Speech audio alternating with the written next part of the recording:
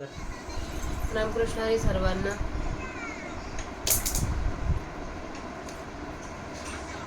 आज शनिवार असल्यामुळे आणि एकादशी पण असल्यामुळे वेळ थोडा जास्त आहे माझ्याकडे, त्याच्यामुळे वेळ मी आज वाचनात घालवणार आहे. तर याच्या आधीच्या मौलीच्या सेवेत आपण 185 ओव्यांचं वाचन केलं होतं. आता तिथून पुढच्या ओव्यांचं वाचन करूया. वक्रतुंड महाकाय सूर्यकोटी समप्रभा निर्विघ्नं कुरु मे देव सर्वकार्येषु सर्वदा. अलंकापुरी पुण्यभूमी पवित्र तिथे नादतो ज्ञान राजा सुपात्र तया आठवीता महापुण्यराशी नमस्कार माझा ज्ञानेश्वराशी.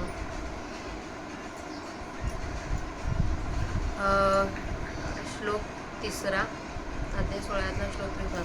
तेज क्षमा धृती शौचमद्रोह नातिमानिता भवन्ति संपदं दैवी माभिजातस्य भारत. ओखटे मरणायसे तेही आले अग्निप्रवेशे परिप्राणेश्वर देशे गणिशी सती. तेसे आत्मनाथीचे आधी लावणी विषाची बाधी धाव आवडे पानदी शून्याची न ठाके निशोदे आड न पडे विधीचे बीड उपजेचे जीवी कोड महासिद्धीचे. ऐसे ईश्वराकडे निज धावे आपसया सहज तया नाव तेज आध्यात्मिके. आता सर्व ही साहतिया गरिमा गर्वान येतेची क्षमा जैसे देह वाहुनी रोमा वाहने नेणे आणि मातलिया इंद्रियांचे वेग का प्राचीने खवळले रोग अथवा योगावियोग प्रिय प्रियांचे अथवा यया आगवियांची थोरू एक वेळे आलिया पुरू तरी अगस्तिका हो निधिरू उमा ठाके आकाशी दुमीची रेखा उठली बहुधा आगळिका ते गिळी एकी झुळका वारा शिवी. तैसे अधिभूताधी दैवाम अध्यात्मादी उपद्रवा पातलिया पांडवा येऊनी खाली. आता ईश्वर प्राप्ती लागे प्रवरतता ज्ञानयोगी दिवसेची आगी उणीव नव्हे. ऐसे चित्तशोभाचे अवसरी उचलून धैर्याचे सांगावे करी धृती म्हणी पे अवधारी ती ते गा. आता निर्वाळवणी कणिके भरीला गांगी पियुके तया कलशाची या सारिके शौच असे. जे अंगी निष्काम आचारू जीवे रेकू साचारू तो सबाह्य धडला आकारू शुचित्वाचा का खेळीत पापताप मुखित तिरींचे पादप समुद्राचा याप गंगेचे जैसे का जगाचे अंगे फेडितो स्त्रियेची रावळी उघडतो निघे भास्वतो प्रदक्षिणे. तैसे बांधली सोडित बुडाली काढीत साखळी फेडीत आर्गाची या. किंबहुना दिवस सरता पुढीलांचे सुख उन्नती आणिता स्वार्थी प्रवेशी जे वासुनी आपुली आकाशा लागी प्राणी जातांचा हितभागी संकल्पाचाही आडवंगी न करणे जे.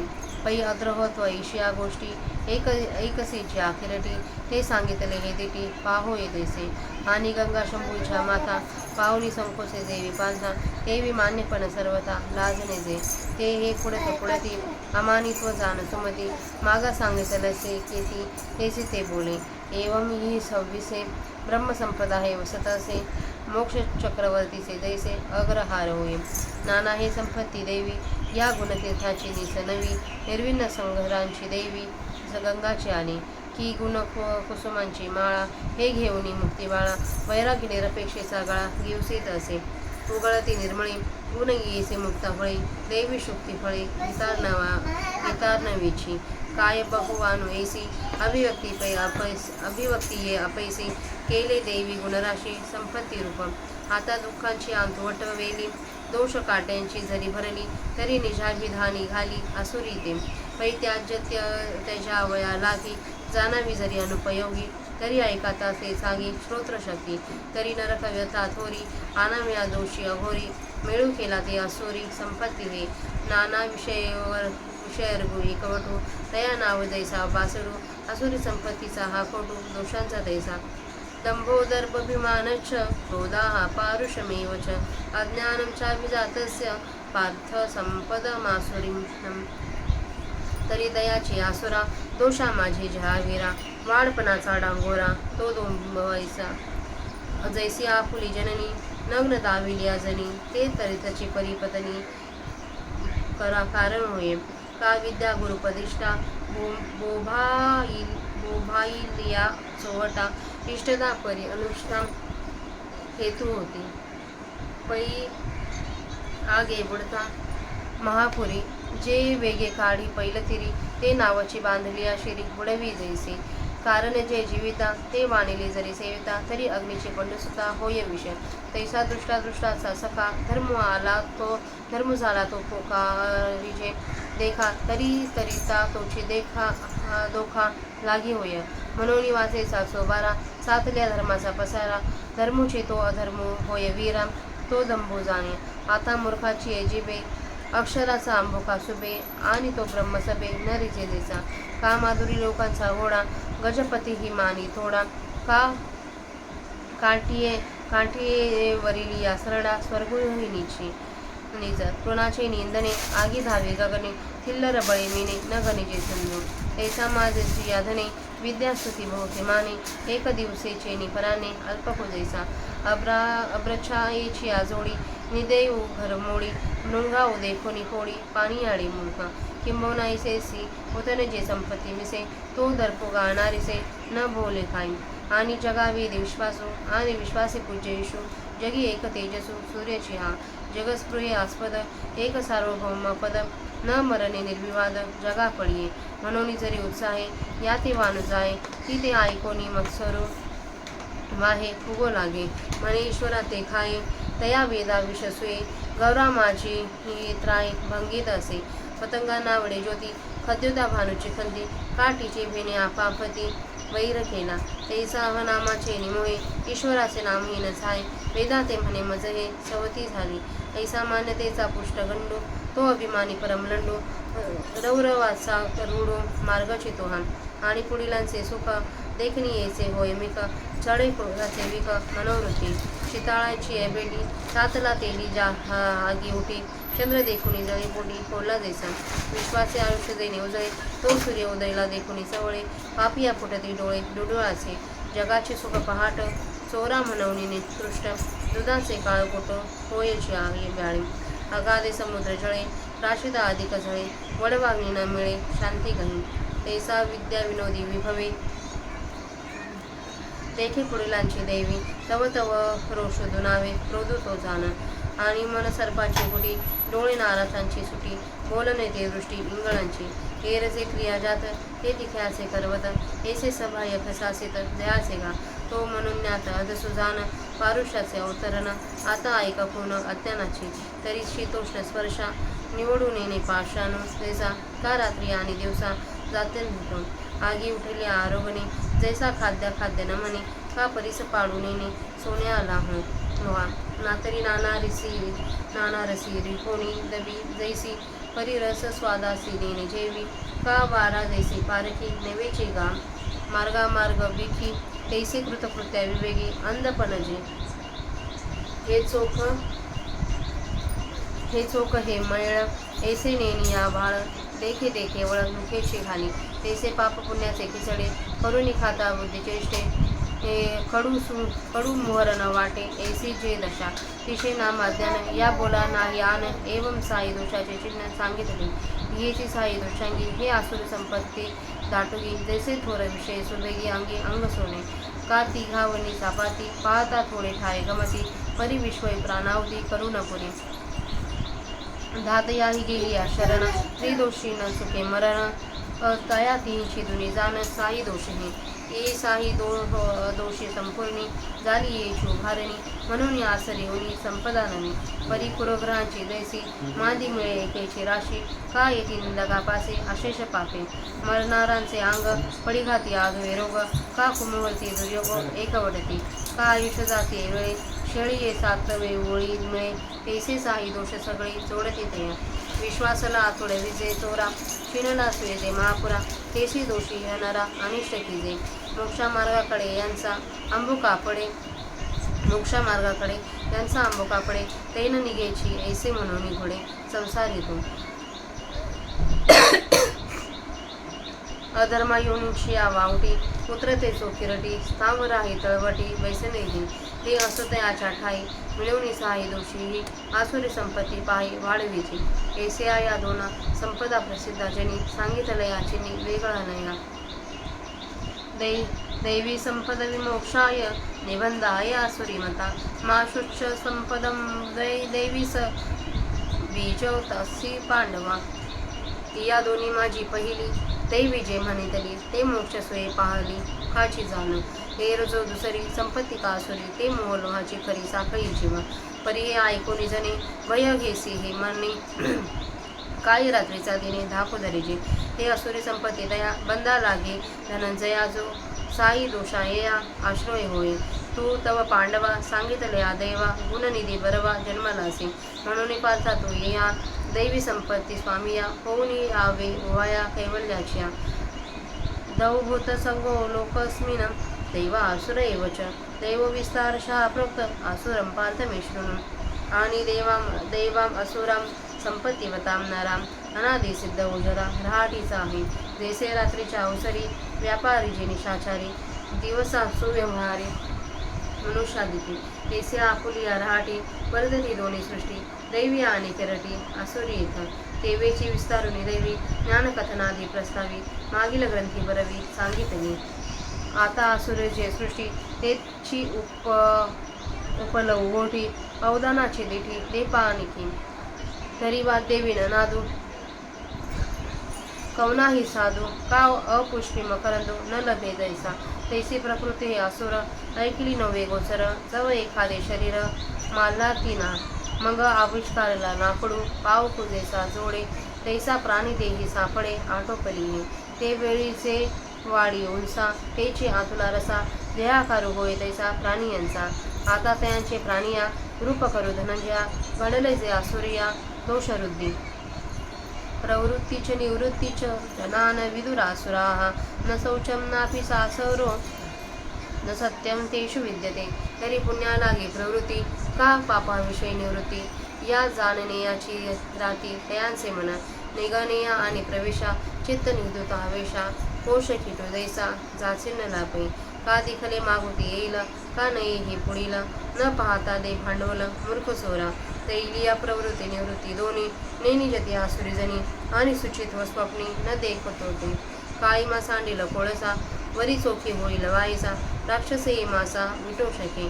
परी आसुरा प्राणिया शौच नाही धनंजया पवित्रत्वाचे विभांडिया मद्याचिया. वाढविती विधीची आस का पाहती वडिलांचे वास आचाराचे भाष नेनतीचे ते. जैसे चरण शेळीचे का धावणे वार्याचे जाळणे आगीचे भलते होते.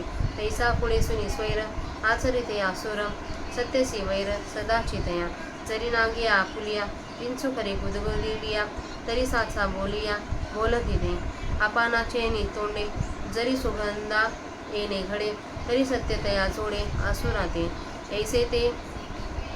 ऐसे ते न करिता काही आगीचे ओखले पाही आता बोलते ते नवाई सांगी झेल. एरवी करयांचे ठाई सांग ते तयासी कैसे निटांग. तैसा असुरांचा प्रसंग प्रसंगी परिस उदविणीचे जे वितोंड उगळी धुवांचे उघड हे जाणीचे देवी उघड सांगो तो बोल.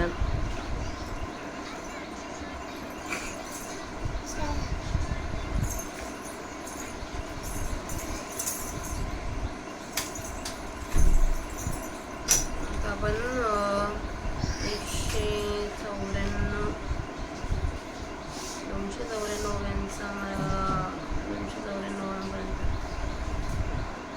294 ओव्यांचं प्राकृत भाषेतील वाचन केले.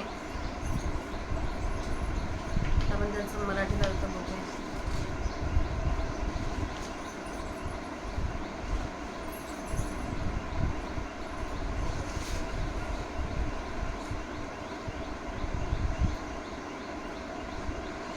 हे भारता तेज क्षमा धैर्य शौच औद्रोह अमानित्व हे गुण दैवी संपत्तीत जन्म पावलेल्या मनुष्यामध्ये असतात. मरणासारखी वाईट गोष्ट प्राप्त झाली व तीही अग्निप्रवेशाने करण्याचा प्रसंग आला, परंतु ती गोष्ट नवऱ्याच्या हेतूने करावयाची असल्यामुळे पतिव्रता स्त्री त्या गोष्टीला दाद देत नाही. त्याप्रमाणे आत्मनाथाच्या चिंतेमुळे विषयरूप विषयाची बाधा नाहीशी करून शून्याच्या काटेरी मार्गाने त्यास धावणे आवडते. निश्चित त्याचा आड येत नाही, त्याला विधीची भीड पडत नाही. महासिद्धीची आवड त्याच्या जीवात उत्पन्न होत नाही. अशा प्रकारे परमेश्वराकडे अंतःकरण सहज आपोआप धाव घेते. त्याला आध्यात्मिक तेज असे म्हणतात. आता ज्याप्रमाणे देह जरी आपापल्यावरील सर्व केसांना धारण करतो तरी आपण सर्व केस धारण करतो याची त्यास खबरही नसते, त्याप्रमाणे आपण सर्वही सहन करतो. या विचाराने येणाऱ्या मोठेपणाच्या योगाने जे गर्वाला न येणे ती क्षमा होय. आणि विषय सेवनाविषयी इंद्रियांची प्रवृत्ती हद्दीबाहेर वाढली असता, अथवा प्रारब्ध योगाने रोग खवळले असता, अथवा प्रिय वस्तूचा वियोग व अप्रिय वस्तूचा योग आला असता, या सर्वांचा एकाच वेळी पूर आला असता, तो सहन करण्यास जे धैर्य अगस्ती होऊन उभे राहते, प्रतिकार करण्यास तयार होते. आकाशामध्ये मोठ्या जोराने धुरांचा लोट सहसा उठला असता, त्या धुरांच्या लोटाला जसा वारा एक झुळके सारसा घेऊन टाकतो, अर्जुना,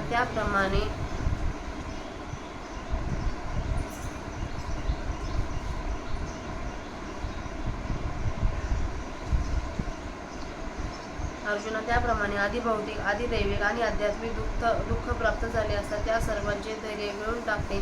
आता ईश्वर प्राप्तीचे 2 मार्ग, जे ज्ञान व योग, अष्टांग योग याचे आचरण करीत असता अंगामध्ये धैर्याचा कमीपणा नसतो. याप्रमाणे चित्तात गडबड होण्याच्या प्रसंगी जो सहनशीलतेला उचलून धरून चांगला पराक्रम गाजविते, तिला द्वितीय असे म्हणतात. ऐक, आता सोने शुद्ध करून त्याची घागर केली व त्यात गंगेचे अमृत तुल्य पाणी भरून ठेवले व त्या गंगेच्या पाण्याने भरून ठेवलेल्या आत बाहेर स्वच्छ असलेल्या सोन्याच्या घागरेपणाने सौच शुद्धपणा आहे. ज्याच्या शरीराच्या ठिकाणी कर्माचे निष्काम आचरण आहे व अंतःकरणात खरा विवेक आत्मनात्म विचार आहे, तो आत बाहेर शुचित्वाची मूर्तीच बनलेला आहे. अथवा ज्याप्रमाणे गंगेचे पाणी जगाचे पाप व ताप नाहीसे करते आणि काठावरील झाडांचे पोषण करीते, समुद्राला जाऊन मिळते, अथवा जगाचा अंधार नाहीसे करते, अथवा लक्ष्मीचे निवासस्थान जे सूर्य विकासी कमल त्याचा विकास करीत, जसा सूर्य प्रदक्षिणेला निघतो, त्याप्रमाणे अविद्येने बांधलेल्यास मुक्त करीत, संसार समुद्रात बुडलेल्यांना बाहेर काढीत व अध्यात्मादी दुःखांनी पेडलेल्या संकटांचे निवारण करीत, फार काय सांगावे. रात्रंदिवस दुसऱ्याचे सुख वाढवीत आत्महितात प्रवेश करणे, एवढेच काय, पण आपल्या कामाकरिता प्राणीमात्रांच्या अविवेकाविषयी संकल्पाची आडकाठी जे न करणे, म्हणजे आपल्या कामाकरिता कोणाही प्राण्याचे अहित झाले तरी त्याची पर्वा नाही, असा विचारही मनात जे न आणणे. अर्जुना, अद्रोहत्व अशा ज्या गोष्टी तू ऐकतोस ते अद्रोहत्व तुला प्रत्यक्ष दृष्टीने पाहता येईल अशा तऱ्हेने सांगितले आहे. आणि अर्जुना, शंकराच्या मस्तकावर येऊन जशी गंगा संकुचित झाली, त्याप्रमाणे स्वतः मनाला योग्य असून लोकांनी मानले असता जे पूर्णपणे लज्जित होणे. अर्जुना, अमानित्व जे म्हणतात ते हे समज. हे मी मागे तुला 13व्या अध्यायात सांगितलेच आहे, तेच ते पुन्हा किती सांगू. याप्रमाणे या 26 गुणांच्या रूपाने हे ब्रह्मेश्वर्य वास्तव्य करीत आहे. मोक्षरूपी सार्वभौम राजाचे हे 26 गुण जणू काही दिलेले गाव अगर इनामी जमीन आहेत, अथवा या 26 गुणरूपी तीर्थांना नित्य नवी भरलेली अशी ही दैवी संपत्ती रूपी गंगा विरक्त पुरुषरूपी सागराच्या देवाने प्राप्त झाली आहे, अथवा मुक्तिरूपी मुलगी या 26 गुणरूपी फुलांची माळा घेऊन वैराग्याने निरपेक्ष झालेल्या पुरुषांच्या गळा शोधित आहे, अथवा 26 गुणरूपी वाती पेटवून गीता ही आपला पती जो आत्मा त्याला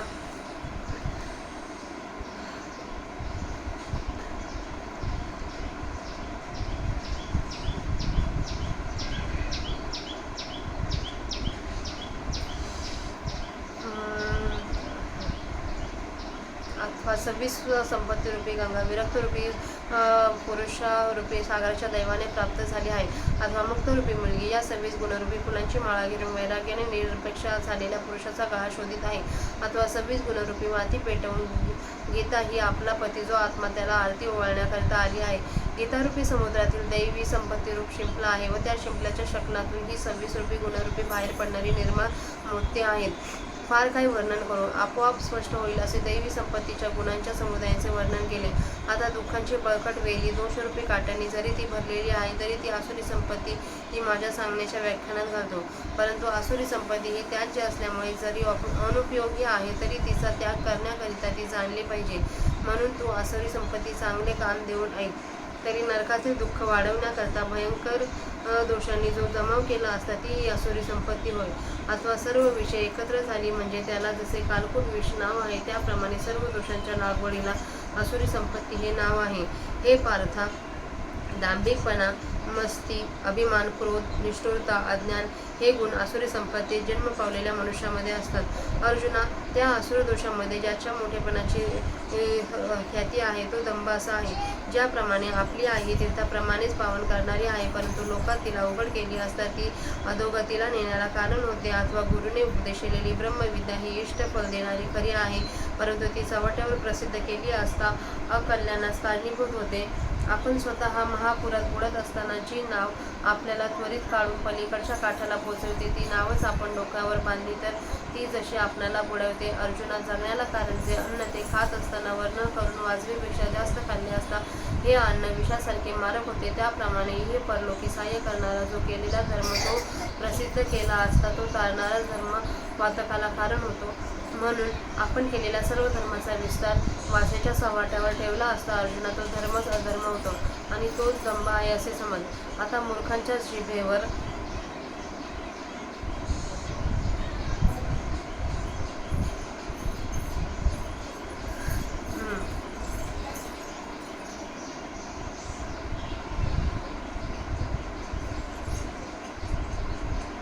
मूर्खांच्या जिभेवर एखाद्या अक्षराचा शिंतोडा पडला असता तो प्रत्यक्ष ब्रह्मदेवाच्या सभेला तुच्छ मानतो, अथवा तबेला ठेवणाऱ्या लोकांचा तबेलातील ठाणबंदी घोडा जसा ऐरावतालाही कमी योग्यतेचा मानतो, अथवा काटेरी कुंडावरील चढल्याला स्वर्गही टेंगणा वाटतो. गवत पेटले म्हणजे जशा अग्नीच्या ज्वालाला आकाशात धावता, अथवा डबक्यातील मासा आपल्या डबक्याच्या बळावर समुद्र मोजत नाही. एका दिवसाच्या परान्नाने जसं दरिद्री पुरुष उन्मत होतो, तसा जो स्त्रिया, धन, विद्या, स्तुती व बहुमान यांनी मस्त होतो. ढगांची छाया मिळाली असता जसा निदैवी पुरुष आपले घर मोडतो, अथवा ज्याप्रमाणे मूर्ख मनुष्य मृगजळ पाहून तळे फोडून टाकतो. फार काय सांगावे. संपत्तीच्या योगाने अशा तऱ्हेने जे मस्त होऊन तोच दर्प आहे असे समज. वेगळे काही बोलाव्यास नको. आणि सर्व जगाच्या विश्वासाचे ठिकाण एक वेद आहे, अथवा सर्व विश्वाचा एक निर्विवादपणे ज्याप्रमाणे सूर्यच आहे, अथवा सार्वभौम राज्याची गादी हे ज्याप्रमाणे स्वर्ग जगाच्या महत्वाकांक्षेचे एक ठिकाण आहे, अथवा आपण मरू नये हे निर्विवादपणे सर्व जगाला आवडते. जगाच्या वेदाच्या ठिकाणी विश्वास आहे व ईश्वर जगाला वंद्य आहे. म्हणून जर आनंदाने कोणी असे वेद व ईश्वर यांचे वर्णन करू लागले तर ते ऐकून जो यांच्याविषयी मत्सर वाहतो व गर्वाने बघतो तो म्हणतो मी ईश्वराला खाईन, त्या वेदाला विष घालीन. आपल्या मोठेपणा मिरवण्यात तो आपले बळ खर्च करतो. पतंगाला दिव्याची ज्योत आवडत नाही, काजव्याला सूर्याचा प्रकाश वाटतो, अथवा टिटवीने समुद्राशी वैर मांडले असतात, त्याप्रमाणे मी या नावाच्या मुलीने त्याला ईश्वराचे नावही सहन होत नाही व तो वेदाला म्हणतो मला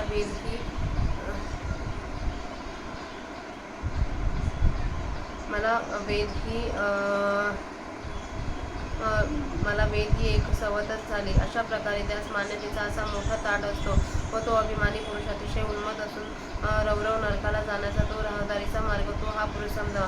आणि दुसऱ्यांचे सुख पाहावयाचे निमित्त झाले की ज्याच्या वृत्तीत क्रोधाचे विष करते. तापलेल्या तेलाची व थंड पाण्याची भेट झाली असता त्या तापलेल्या तेलात जसा जाळ उत्पन्न होतो, अथवा ज्याप्रमाणे चंद्राला पाहून कोल्हा मनात जळत असतो, ज्या सूर्याच्या योगाने विश्वाचे आयुष्य उजळते तो सूर्य प्रातःकाळी उगवलेला पाहून पापी गुंडाचे डोळे फुटतात. जगाला पहाट झाली की सुख होते, परंतु चोराला पहाट ही मरणापेक्षा वाईट वाटते. अथवा सर्पामध्ये दुधाचे काळकूट विष होते.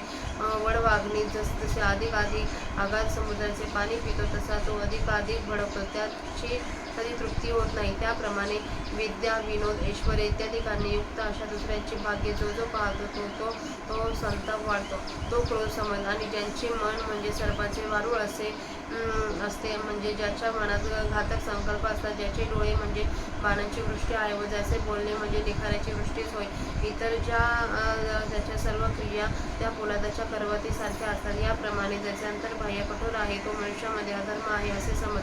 ती कठीणपणाची मूर्ती आहे. आता अज्ञानाचे लक्ष नाही, तरी ज्याप्रमाणे दगड थंड व उष्ण या स्पर्शांचा भेद जाणत नाही, अथवा जन्मांत जसा रात्र आणि दिवस हा भेद जाणत नाही, अग्नी खावयास उठला म्हणजे जसा खाण्याच्या कामी योग्य म्हणत नाही, अथवा परीस हा लोखंड व सोने यांचा भेद जाणत नाही, अथवा ज्याप्रमाणे स्वयंपाकाची पळी अनेक रसात प्रवेश करते पण ती रसाची रुची जाणत नाही, अथवा वारा जसा मार्गाची निवड करीत नाही, म्हणजे वारा वारा जसा बऱ्या वाईट मार्गाने वाहतो त्याप्रमाणे कृतकृत्याच्या विचाराविषयीचे आंधळेपण असते. हे स्वच्छ मळकट असे न जाणून लहान मूल जी वस्तू पाहते ती केवळ मुखातच भरते, त्याप्रमाणे पाप व पुण्य सरळ भेसळ करून ती खिचडी बनवून खात असतात. त्याच्या बुद्धीच्या व्यापारात चांगले वाईट असे काहीच तारतम्य कहीनासे होते. अशी जी स्थिती तिला अज्ञान हे नाव आहे. या पुण्यात काही अन्यथा नाही. अशा प्रकारे दंभादी 6 दोषांची लक्षणे सांगितली. या दंभादी 6 दोषांच्या अंगाने ही आसुरी संपत्ती बलवान झाली आहे. जरी ही 6च दोषांनी बनलेली आहे तरी ही कमी समजू नये. ते कसे तर ज्याप्रमाणे एखाद्या सुंदर स्त्रीचा बांधा आटोपशीर असला तरी तिच्यात कामेच्छा फार असते, अथवा तिने अग्नीच्या प्रलयाग्नी, विद्युताग्नी, वडवाग्नी, पंगत संख्या पाहते ते थोडे आहेत असे वाटते, पण ते जर खायला निघाले तर त्यांना प्राणाहुती करण्याला विश्व पूर्ण नाही. कफाचा, वाताचा, पित्ताचा क्षोभ हा त्रिदोष झाला तर ब्रह्मदेवाला शरण गेले तरी देखील मरण चुकत नाही. त्या 3 दोषांची हे 6 दोषे दुप्पट आहे असे समज. मग हे किती भयंकर असतील. या संपूर्ण 6 दोषांनी या आसुरी संपत्तीचे उभारणी झाले आहे. म्हणून आसुरी संपत्ती कमी आहे असे नाही, परंतु अनिष्ट ग्रहांचा योग जसा एकाच राशीला यावा, अथवा निंदकाजवळ जशी सर्व पापे येतात, मरणाऱ्या पुरुषाचे शरीर जसे सर्व रोग व्यापतात, अथवा वाईट मुहूर्ताच्या ठिकाणी वाईट योग एकत्र होतात, अथवा शेळीचे आयुष्य संपत आले म्हणजे तिला 7 नांगेच्या इंगळाचा योग होतो, त्याप्रमाणे हे सर्वच्या सर्व 6ही दोष ज्यांच्या नाशकाल येतो त्यास प्राप्त होतात. एखाद्यावर विश्वास ठेवलेल्या मनुष्यात जसे ज्याच्यावर विश्वास ठेवला त्याने चोराकडून सापडावे, अथवा दमलेल्या भागलेल्या मनुष्यात जसे महापुरात घालावे, त्याप्रमाणे या 6 दोषांकडून मनुष्याचे अकल्याण केले जाते. मोक्षाच्या मार्गाने जाणाऱ्यांवर जर यांचा दंभादी 6 दोषांचा शिंतोडा पडला म्हणजे याचा या मोक्षमार्गास थोडासा संबंध झाला तर मी संसारातून निघणारच नाही असे म्हणून तो संसारात बुडी देतो. अर्जुना, जो अधर्म योनीत खाली जन्म घेत स्थावर योनीच्याही तळापर्यंत येऊन पडतो हे बोलणे राहू दे. हे 6 दोष एकत्र येऊन त्याच्याकडून त्याच्या ठिकाणी आसुरी संपत्ती वाढवली जाते. पहा, अशा या लोकात प्रसिद्ध असलेल्या दोन्ही संपत्ती वेगवेगळ्या लक्षणांनी सांगितल्या. दैवी संपत्ती मोक्षाला कारण होते, आसुरी संपत्ती बंधनाला कारण होते असे मानले. हे पांडवा, तू शोक करू नकोस, कारण तू दैवी संपत्ती जन्माला आला आहेस. या दोन्हीमधील पहिली जी दैवी संपत्ती म्हणून म्हटलेली आहे ती मोक्षरूपी सूर्याने उजाडलेली पहाटच आहे असे समज. इतर दुसरी जी आसुरी संपत्ती ती मोहरूपी लोखंडाच्या जीवाला खरोखर साखळी वेडी आहे. परंतु हे आसुरी संपत्तीचे वर्णन ऐकून कदाचित तू मनात भय घेशील. हो, तर तुला भय घ्यावयाच नको. का तर दिवसाने रात्रीचा धाक धरावा काय? अर्जुना, ही आसुरी संपत्ती जो या 6 दोषांना आश्रय होतो त्याला बंधनकारक होते. अर्जुना, तू तर सांगितलेल्या दैवी संपत्तीतील गुणांचा चांगला ठेवत जन्माला आला आहेस. म्हणून अर्जुना, तू या दैवी संपत्तीचा स्वामी होऊन मोक्षाच्या सुखाला प्राप्त हो. या लोकी दैवी आणि आसुरी अशा प्रकारचे पाहणे असतात. हे पार्था, दैवी संपत्तीने युक्त लोकांचा विचार विस्ताराने सांगितला. आता असुरांचा श्रवण कर. आणि दैवी संपत्तीवान व आसुरी संपत्तीवान लोकांच्या वागणुकीचे अनादिसिद्ध मार्ग आहेत. ज्याप्रमाणे रात्रीच्या वेळी निशाचरांची पिशाच्च वगैरे यांनी व्यापार करावा व दिवसा मनुष्यदकांनी चांगल्या व्यवहारामध्ये वागणूक करावी, त्याप्रमाणे अर्जुना, दैवी सृष्टीचे व आसुरी सृष्टीचे लोक या जगात आपापल्या वागणुकीच्या रीतीने वागतात. या ग्रंथांच्या मागच्या भागात ज्या वेळेस ज्ञान सांगण्याचा प्रसंग आला त्याही वेळेस दैवी संपत्तीचा चांगला विस्तार केला होता. आता आसुरी संपत्तीचे जे लोक आहेत त्यांची गोष्ट विस्तार करून सांगू. तू अवधानाची चांगली दृष्टी दे. तर वाद्याशिवाय जसा नाद कोणालाही ऐकू येत नाही, अथवा फुलांवाचून जसा सुवास मिळत नाही, त्याप्रमाणे ही आसुरी प्रकृती जेथपर्यंत एखाद्याचा शरीराचा आश्रय धरीत नाही तोपर्यंत ही एकटी अनुभवायला येत नाही. मग ज्याप्रमाणे लाकडात अग्नी प्रगट झाला म्हणजे तो प्राप्त होतो, त्याप्रमाणे प्राण्यांच्या देहात तो सापडली गेली असता ही अनुभवास येते. त्यावेळी ज्याप्रमाणे उसाची जी वाढ असते तीच आतल्या रसांची वाढ असते, त्याप्रमाणे हिने आश्रय केलेल्या प्राण्याचा देहकार जसा वाढेल तशी ही आत वाढत असते. अर्जुना, आता जे प्राणी आसुरी प्रकृतीच्या दोषांच्या वाढीने बनले आहेत त्यांचे वर्णन करू. आसुरी संपत्तीची मनुष्य धर्माच्या ठिकाणी प्रवृत्ती व अधर्माच्या ठिकाणी निवृत्ती जाणत नाही. त्यांच्यामध्ये पवित्रता, सदाचार अथवा सत्य यापैकी काही नसते. तर पुण्याविषयी प्रवृत्ती अथवा पापाविषयी निवृत्ती यांना प्रवृत्ती आणि निवृत्ती यांना जाणण्याची रात्र त्यांचे मन असते. म्हणजे पुण्यकर्म करावे, पाप कर्म करू नये हा विचार त्यांच्या मनात केव्हाही येत नाही. ज्याप्रमाणे कोशकीट आपले घर बांधण्याच्या भरात आत जाण्या येण्याला दार ठेवले पाहिजे, इकडे लक्ष न देता घर तयार करून त्यात कोंडला जातो, अथवा आपण दिलेले भांडवल हे परत येईल किंवा न येईल ह्या पुढील गोष्टीकडे लक्ष न देता जसा मूर्ख मनुष्य एखाद्या चोराला भांडवल देतो, त्याप्रमाणे पुण्यकर्माकडे प्रवृत्ती व पापकर्मापासून निवृत्ती या दोन्ही आसुरी लोकांकडून जाणल्या जात नाहीत. आणि शुचित्व तर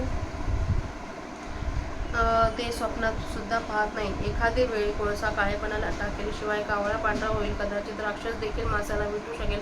परंतु अर्जुना, ज्याप्रमाणे दारूच्या भांड्याला कधीही पवित्रत्व यावयाचे नाही, त्याप्रमाणे आसुरी संपत्तीवान प्राण्यांना शुचित्व कधीही नाही. शास्त्राच्या विधीचा आशा वाढवतील अथवा वडिलांच्या आचरणाची रीत पाहतील अथवा धर्मशास्त्राने सांगितलेल्या आचरणाने वागतील, ही गोष्ट ते जाणीत नाही. ज्याप्रमाणे शेळी वाटेल ते चरते अथवा वारा वाटेल तिकडे वाहतो किंवा अग्नी वाटेल त्या पदार्थाला जाळतो, त्याप्रमाणे स्वच्छंदेपणा पुढे करून ते असुर आचरण करतात व त्यांचे नेहमीचे सत्याशी वाकडे असते. जर विंचू आपल्या नांगीने गुदगुला करेल तर ते खरे भाषण करतील. जर गुदद्वाराने सुगंधाचे येणे घडेल तर त्या असुरांना सत्याची प्राप्ती होईल. त्याप्रमाणे ते काही न एक करता स्वभावतःच वाईट असतात. पहा, आता त्यांच्या बोलण्याचा विलक्षणपणा सांगण्यात येईल. एरवी उंटांचे अवयव, मग त्यात चांगले नीट अंग ते कोळसे, त्याप्रमाणे असुरांचा प्रसंग आहे. पण प्रसंगानुसार सांगतो ऐक. दुराड्याच्या तोंडात जसे धुराचे लोट निघतात, त्याप्रमाणे हे पुढील त्या असुरांचे बोलणे आहे असे समज. ते बोलणे स्पष्ट सांगतो. इथे आपला 294 ओव्यांचा मराठीचा अर्थ वाचून झालेली सेवा पांडुरंगाच्या चरणी माऊलींच्या समाधीवर अर्पण करूया आणि सेवेला स्वल्पविराम देऊया. रामकृष्ण हरी. मम्मा, ह्या ड्रेसमध्ये तू भारी दिसते.